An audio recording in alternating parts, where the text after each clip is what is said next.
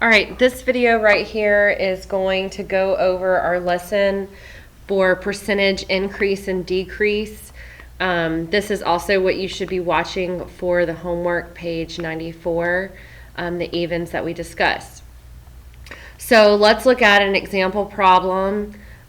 We have from 90 points to 45 points, and we're looking for the percentage decrease. Okay, so what you've got to do first is, if you look at your steps, and I want everybody to get out their steps when you do every single problem, because if you follow the steps and you look at the formulas, you should be able to see what your problem should look like every step of the way. And for this example right here, this is going to fit with, I believe, 1 through 14. So the first step that we're going to do says to find the amount of change, okay? And we've got a formula for amount of change, and I'm abbreviating. That equals greater value minus lesser value, okay? So you're going to look at your problem. We're going to find the greater value, which is 90, and we're going to subtract the lesser value, which is 45. Okay, so we can't take 5 from 0, so we're going to borrow from 8, carry it over. This makes this 10. 10 minus 5 is 5, and 8 minus 4 is 4. So our amount of change is 45 points. Okay, so once we have the amount of change, now we're going to go on to step 2. Step 2 says to plug numbers into our formula. Our formula is a proportion. It's amount of change over original amount equals percentage over 100. Now, for all of our percent work, we're going to be using the same exact formula. So you need to, if you need to rewrite it every single time, go ahead and do that. Okay? So we're going to use everything that we have, and we're going to plug it into our formula. So the amount of change is what we just figured out. That's 45. We're going to put that over the original amount. We started with 90 points and we ended with 45 points. So our original amount is 90 points. We're going to add our equal sign. We're going to add our other proportion. The bottom is always going to be 100 because a percentage is always out of 100. So this is never going to change. What we're trying to figure out is the percentage. So whatever we're trying to figure out in our problem, that is what x is going to be. Okay?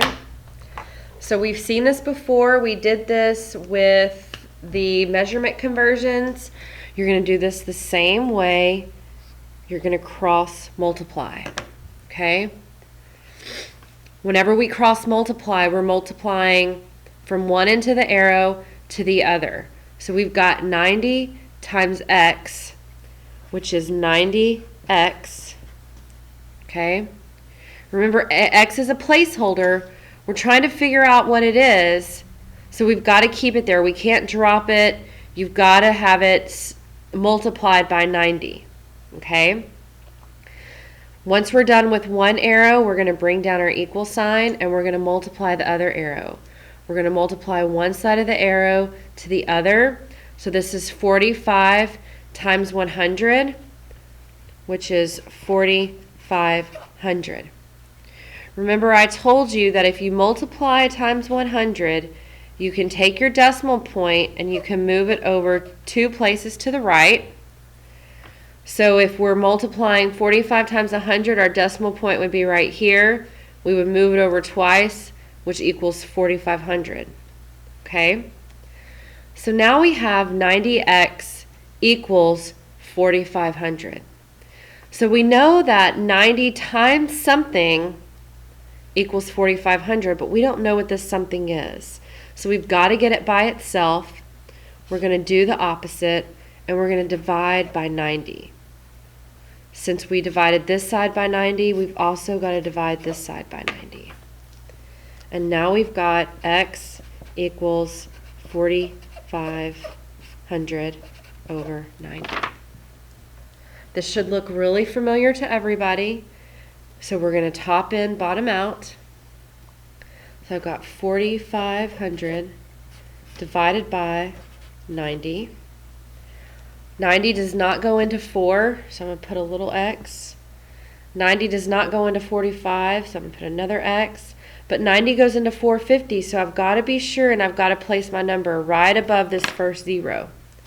And 90 goes into 450 5 times. Now I've got to multiply these two together. 90 times 5 is exactly 450. Subtract, that's 0. I'm going to bring this 0 down, and 90 goes into 0 times. We've ran out of numbers, so we're at our decimal. Even though we're done, remember, whenever you reach your decimal on these percentages, you can stop. All I want is the whole number. So x equals 50%. Okay? So what this means in our problem is that we decreased our points 50% because we started from 90 and we ended up at 45. So we lost 50% of our points. Okay? But with our word problems, we're not always going to be looking for a percentage. Sometimes we're going to be looking for something a little different. So let's look at another problem. Okay? Let's say we have 48 cookies that decreased by 25%. So we're still working with percents, but we're just trying to figure out how many cookies we have left. So let's pretend I baked 48 cookies. My husband came and ate 25% of them. I want to try and figure out how many I have left. Okay?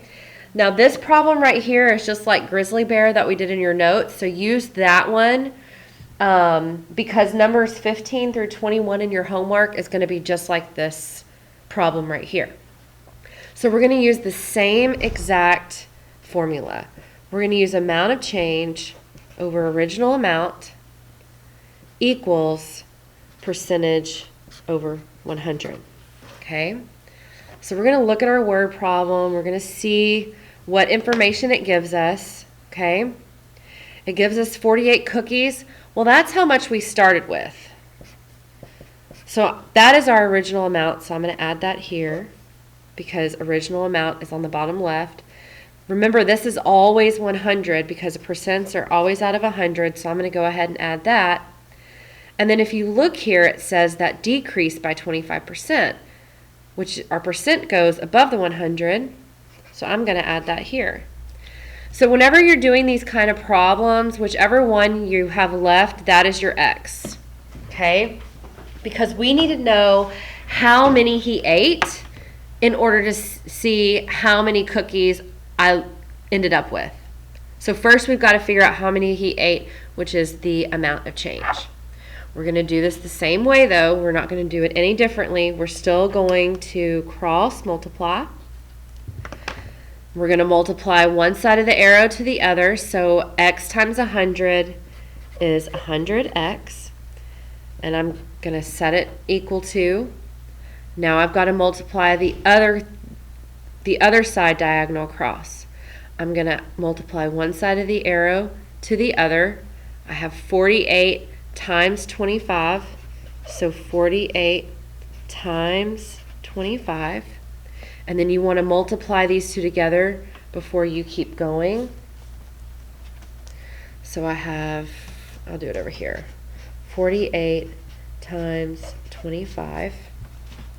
8 times 5 is 40.